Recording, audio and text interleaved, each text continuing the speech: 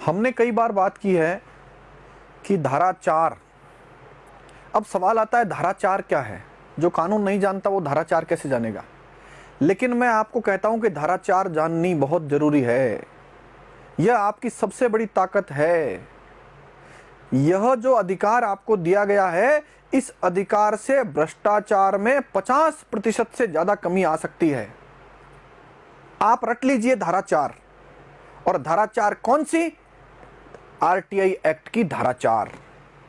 ये जो धारा 4 है वो इतनी जबरदस्त है, मैं बहुत जिम्मेदारी से कह रहा हूं आपको कि अगर धारा 4 की पालना कोई भी सरकार, चाहे राज्य सरकार चाहे केंद्र सरकार कर लेगी या कोई सरकारी विभाग कर लेगा, तो वहां भ्रष्टाचार जो है वो करना मुश्किल हो जाएगा और असंभव हो जाएगा।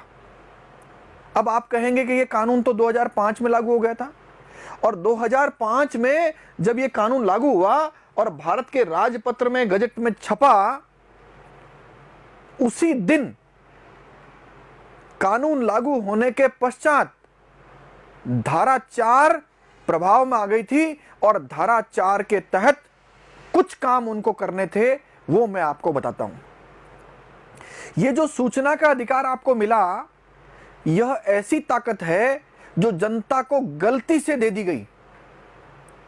आपको याद होगा कि आदरणीय मनमोहन सिंह जी जब प्रधानमंत्री थे तो पहले कार्यकाल में यह कानून, यह अधिकार हमको मिला, लेकिन दूसरे कार्यकाल में हमारे आदरणीय प्रधानमंत्री श्री मनमोहन सिंह जी बोले कि कानून गलत बन गया, इसको संशोधन करना पड़ेगा। हालांकि वो कार्यकाल में संशोधन नहीं कर पाए। लेकिन सवाल यह आता है कि अगर कोई नेता या कोई अफसर देश के एकमात्र कानून के लिए कहा जा रहा है कि कानून गलती से बन गया, तो निश्चित रूप से आप ये मानिएगा कि यह कानून जनता के लिए जबरदस्त बना था। यह जब राजपत्र में छपा और इसकी प्रस्तावना बनी, उस प्रस्तावना में 2-3 बातें बहुत महत्वपूर्ण है जो आज आपको जाननी जरूरी है। पहला, यह कानून जो है वह पारदर्शिता और जवाबदेही के लिए बनाया गया था।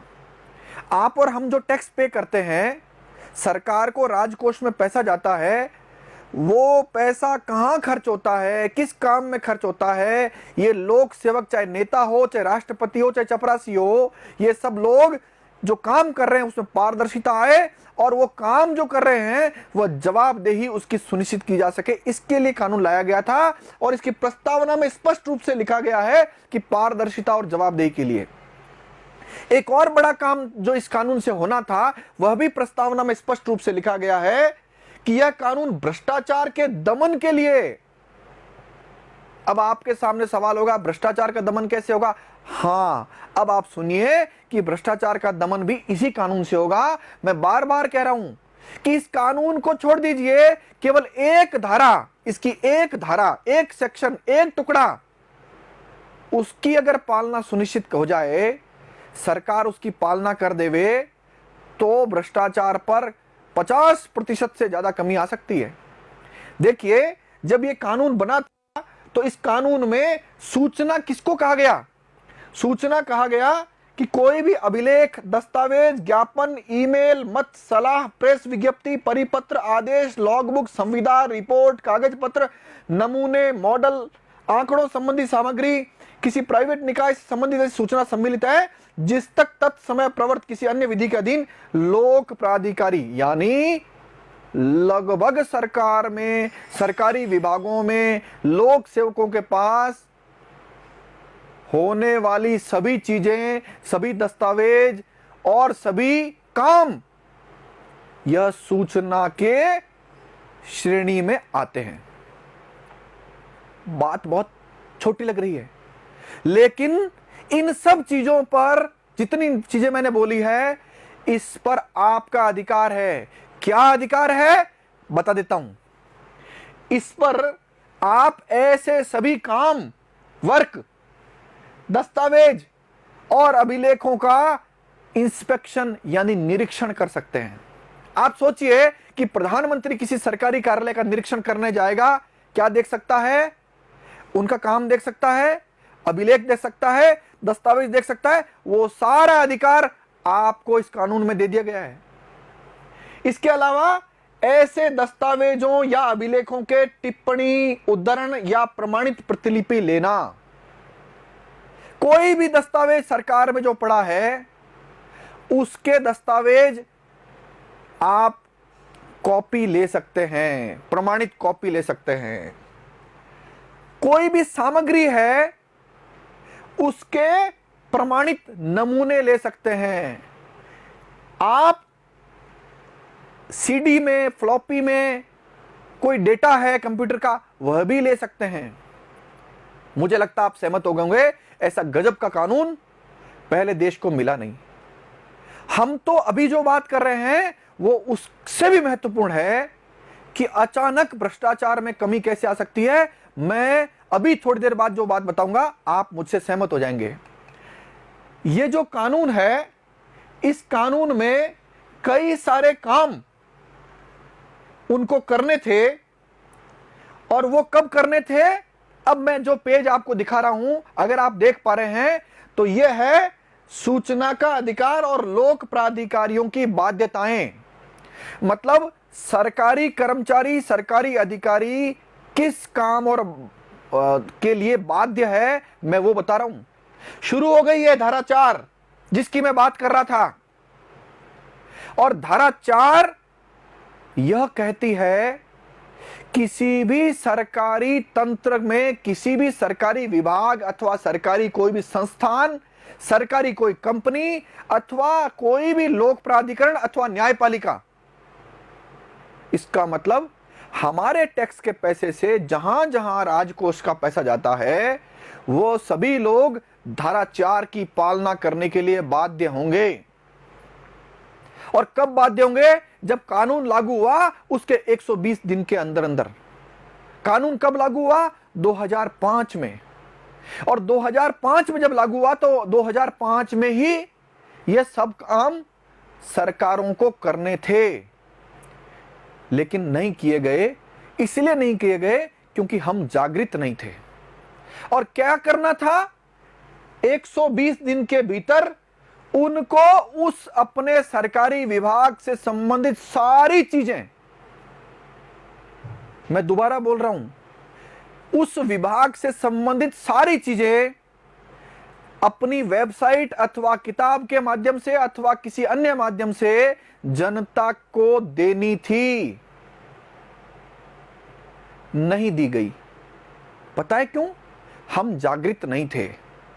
अगर यह सूचना ठीक ढंग से, ईमानदारी से डाली गई होती, और इसमें प्रावधान किया गया है कि हर सूचना को प्रतिवर्ष अपडेट भी करना है। अपडेट तो छोड़िए, डाली ही नहीं गई क्योंकि कोई अपने पैरों पर कुल्हाड़ी मारेगा क्या? कोई भी लोक सेवक जो हमारे टैक्स के पैसे से वेतन लेता है वो चाहता ही नहीं है कि धारा 4 की पालना की जाए। यहां बात किसी एक दल की नहीं चल रही है। कोई सा भी दल इस देश में आया, इस राज्य में आया, उसने इसकी पालना नहीं होने दी और जनता को अंधेरे में रखा, इसका प्रचार प्रसार नहीं किया। क्या क्या बताया गया है मैं बता देता हूं आपको। हम जिस सरकारी विभाग की बात कर रहे हैं उसके संबंध में उस सरकारी विभाग की विशिष्टियां, कृत्य और कर्तव्य कि उस सरकारी विभाग की क्या क्या ड्यूटियां हैं, अपने कर्मचारी और अधिकारियों की शक्तियां और कर्तव्य, उस सरकारी विभाग के अफसरों की क्या क्या पावर्स है और क्या क्या ड्यूटीज है, यह उनको वेबसाइट पे डालना था। उनके द्वारा जिस प्रक्रिया के तहत काम किया जाता है वह प्रक्रिया भी वेबसाइट पर डालनी थी। अपने कृत्यों के निर्वहन के लिए स्वयं द्वारा स्थापित मापदंड वह भी वेबसाइट पर डालने थे। इसी प्रकार से उस सरकारी विभाग का संचालन किस कानून के तहत होता है, किस नियम के तहत होता है, किस विनियम के तहत होता है, किस अनुदेश के तहत होता है, इसकी निर्देशिका भी और अभिलेख भी उनको वेबसाइट पे डालना था। बताइए क्या बचा उस सरकारी विभाग का?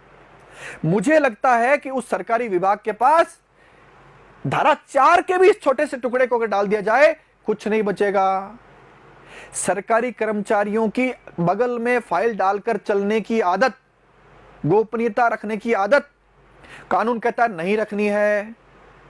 इसके अलावा ऐसे कितनी चीजें हैं, मैंने आपको 5 बताई है, 6, 7, 8, 9, 10, 11, 12, 13, 14, इतनी अनगिनत चीजें। उसमें कितने कर्मचारी हैं, कितने अधिकारी हैं, उनकी डायरेक्टरी यानी उनका नाम, पदनाम, उनके संपर्क नंबर, उसको डायरेक्टरी कहते हैं, वह भी डालनी है। कौन अधिकारी, कौन कर्मचारी कितना वेतन लेता है, क्या भत्ता लेता है, यह भी उनको इसी में डालना है। इसके अलावा कोई आपकी योजना है, उस योजना में क्या प्रस्तावित खर्चा है, क्या उसका विवरण है, वह भी इनको इसमें डालना है। आप गूगल पर आरटीआई एक्ट इन हिंदी और इन इंग्लिश, ये जो आपको ठीक लगे लिख लीजिए, उसका पीडीएफ डाउनलोड करिए और धारा 4 पढ़ लीजिए, जरूर पढ़िएगा। अभी जो आप लोग मुझे देख रहे हैं, ऐसा कोई व्यक्ति नहीं बचे जो इस धारा 4 को नहीं पढ़ लेवे। और धारा 4 पढ़ने के बाद औरों को भी पढ़ाइएगा और ये कहिएगा यह हमारा अधिकार है। यह किसी पार्टी, दल या सरकार या लोक सेवक अफसर का एहसान नहीं है, यह दया नहीं है, यह अधिकार है और इस अधिकार को हमको मिलना ही चाहिए। नहीं मिलने पर ऐसी सरकार, ऐसे अफसर, ऐसे न्यायिक अफसर जिन्होंने पालना नहीं की, उनको दंडित किए जाने का भी प्रावधान है। मैं दोबारा बोल देता हूं, एक सरकारी विभाग की समस्त चीजें उनको अपनी वेबसाइट पे डालनी है। आप बताइए क्या जोर आता है? क्या मैं कह रहा हूं जोर नहीं आता? उस विभाग में जो भी दस्तावेज पड़े हैं, आप उसको स्कैन करके वेबसाइट पे डाल देंगे तो कुछ हजारों रुपए का खर्च आएगा। मेरा यह मानना है कि सूचना के अधिकार के तहत किसी को सूचना मांगनी ही नहीं पड़े।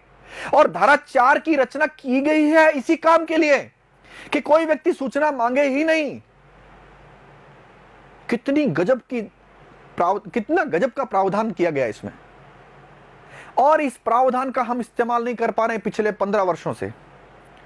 मैं राजस्थान में रहता हूं, आप किसी और अन्य राज्यों में भी रहते होंगे, केंद्र में भी कई स्टेट हैं जहां पर केंद्र की सरकारें हैं, वहां भी इनकी पालना नहीं की गई है। अब हम एक अभियान चला करके इसकी पालना अगर सुनिश्चित करा पाए तो भ्रष्टाचार में 50% कमी आ जाएगी। यानी जो सरकारें कहती है कि हम ऊपर से 100 रुपए रवाना करते, जनता के पास 10 रुपया पहुंचता है, अचानक जनता के पास जो है 55 रुपया पहुंचने लग जाएगा। और ये जो बीच के लोग, खाने वाले लोग हैं, केवल धारा 4 की पालना से अगर पूरा सूचना का अधिकार की पालना हो गई तो दृश्य समझिए क्या होगा। आपने कभी सूचना मांगी है 10 रुपए खर्च करके? जरूर मांगिएगा। यह आपका अधिकार भी है और आपकी ड्यूटी भी है कि आपके टैक्स के पैसे का सदुपयोग हो रहा है नहीं हो रहा है। केवल धारा 4 में आप पढ़िएगा। मैं धारा 4 पर पुनः आपके सामने आऊंगा और इस धारा 4 के बारे में बताऊंगा, लेकिन धारा 4 आपके मुंह पर रट जानी चाहिए। ज्यादा कानून की बात नहीं है, इसमें कोई वकील की जरूरत नहीं है। अनपढ़ लोगों को इस कानून का इस्तेमाल करना आता है। हम तो कुछ पढ़े लिखे लोग भी हैं, तो हमको क्या इस कानून की जानकारी नहीं होनी चाहिए? होनी चाहिए। यह मेरा आपसे आग्रह है। धारा 4 आपकी जबान पर चढ़ जाना चाहिए। धारा 4 हमारे सब परियोजनों, मिलने वाले मित्रों को, गांव, कस्बे, शहर, गली गली के हर नागरिक के जुबान पर चढ़ना चाहिए धारा 4।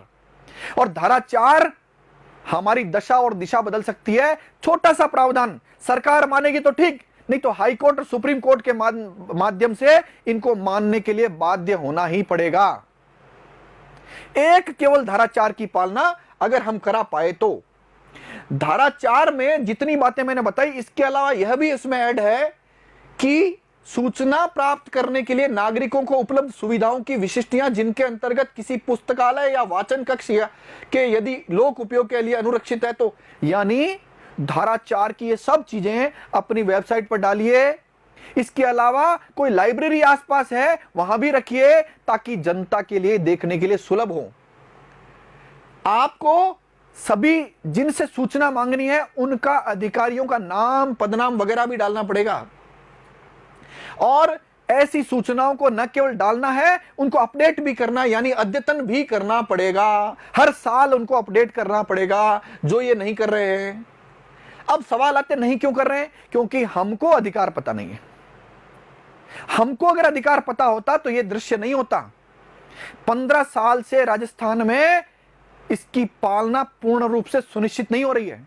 सरल सा तरीका है, सरकारें कई बार करती है। आप राजस्थान के हर जिला कलेक्टर को यह कहिए, सरकार अगर चाहे तो क्या कर सकती है, यह आदेश जारी करिए कि अपने जिले के सभी सरकारी विभागों में धारा 4 की पालना सुनिश्चित करा करके 20 दिन के अंदर अंदर एक शपथ पत्र सरकार को भेजिए।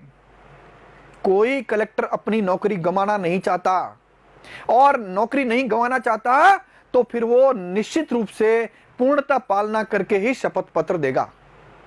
अगर सरकारें चाहे तो ऐसा कर सकती है, लेकिन सरकारें नहीं करती है, क्योंकि कोई भी व्यक्ति अपने पैरों पर कुल्हाड़ी नहीं मारेगा। उनको यह पता है कि यह जनता का अधिकार है, इसलिए वो पालना नहीं कर रहे हैं। और चूंकि हमको यह पता नहीं कि हमारा अधिकार है, इसलिए हम इसकी पालना नहीं करवा पा रहे हैं। मैं आपको 2-3 चीजें और बता देता हूं इसके संबंध में। यह सारा काम उनको कहने की जरूरत नहीं पड़नी चाहिए। यह सारा काम उनको स्वप्रेरणा से करना है, स्वप्रेरणा से। यह कानून में प्रावधान है और यह बाध्यकारी है, विवेकाधिकार नहीं है उनका। इसी प्रकार से ये सारी इंटरनेट पर जब डाल देंगे आप, तो उनको लोगों तक भी पहुंचाना है, प्रचार प्रसार भी इनको करना है। और यह उनकी स्थानीय भाषा में भी पहुंचाना है। जैसे राजस्थान में राजस्थानी अगर कोई जानता है तो राजस्थानी में भेजना है, अन्य राज्यों में कोई दूसरी भाषाएं तो उन भाषाओं में भिजवाना है। कुल मिलाकर के इस अधिकार का प्रचार प्रसार इस तरीके से करना है कि कोई भी अनपढ़ व्यक्ति भी इसको समझ सके। यह काम इनको करना है। और इस सूचनाओं को सूचना पट्टों, समाचार पत्रों, लोक उद्घोषणाओं, मीडिया प्रसारणों, इंटरनेट व अन्य युक्ति के माध्यम से, जिसमें किसी भी लोक प्राधिकारी के कार्यालयों का निरीक्षण शामिल है, जनता को सूचना और जानकारी देना आवश्यक है। कई सारे लोग बहुत कहते हैं कि सूचना के अधिकार का दुरुपयोग होता है, सूचना के अधिकार से लोग ब्लैकमेल करते हैं। मुझे आप ये बताइए, अगर धारा 4 की पालना आप कर देंगे तो मुझे बताइए कि कोई कैसे ब्लैकमेल कर सकता है। आप ये सारी एक विभाग की ये सारी सूचनाएं जो धारा 4 में बताई गई है वो सारी इंटरनेट पर डाल देंगे तो कोई आपको कैसे ब्लैकमेल करेगा? नहीं कर सकता ना। इसका मतलब यह है ये दुर्जन लोगों ने, भ्रष्टाचारी लोगों ने सज्जन लोगों के मुंह में डाला गया है कि एक्ट का दुरुपयोग होता है। आप पारदर्शिता और जवाबदेही के लिए और भ्रष्टाचार के दमन के लिए यह काम जब आपको करना था और आपने नहीं किया, तो अब आप क्या बोलेंगे? वह चीजें आपके मुंह में डाली जा रही है जबरन। सज्जन लोग, बहुत अच्छे ईमानदार लोग भी इस तरह की बात कर रहे हैं, खुद के अधिकार को समाप्त करने काम कर रहे हैं। लोक सेवक तो नहीं चाहते कि आपको इसकी जानकारी आए, आप भी नहीं चाहते, हम भी नहीं चाहते कि हमें हमारे अधिकार मिले। दया नहीं है, ये कोई भीख नहीं है, कोई एहसान नहीं कर रही है सरकार, यह आपका अधिकार है।